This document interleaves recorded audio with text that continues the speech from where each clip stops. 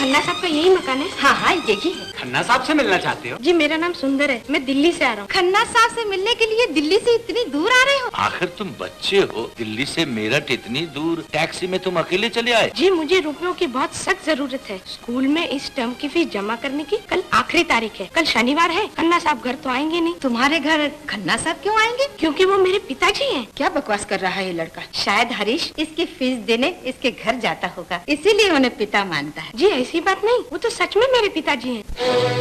लड़के तू किसके बारे में बात कर रहा है? हरिश्चंद्र खन्ना साहब, जिनका दिल्ली में मोटर का कारखाना है। जी वही। लड़के जरा इधर तो आओ।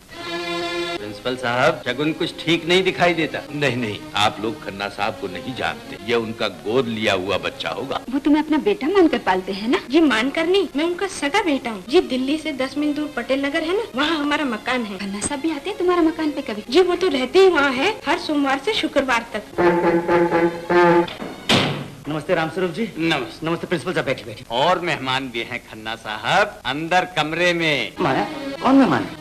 अरे अरे सुंदर, कब आए? अभी थोड़ी देर हुई पिताजी। पहले बताइए कि लड़का कौन है? जो कुछ भी सच सच बता दीजिए, आपको मेरी कसम। सुंदर, तुमने बताया नहीं कि तुम कौन हो? मैंने कह दिया कि मैं आपका बेटा हूँ। ठीक कहा ना पिताजी? हाँ बेटा, तुमने ठीक ही कहा। अरे ये क्या हंसी मजाक का वक्त है? जानते नहीं बाहर मेहमान बैठे हुए हैं। देखो अगर तुमने अपने बेटे की तरह इसे पाल पोस कर बड़ा किया है तो कह दो। मुझे इस लड़के से कोई बैर नहीं, और ऐसे भोले भाले बच्चे को मैं अपना बेटा मानने के लिए कभी न झिझकूंगी। मैं समझूंगी कि जैसे मेरी कोख से पैदा हुआ। माया, ये मेरा अपना बेटा है, किसी और से।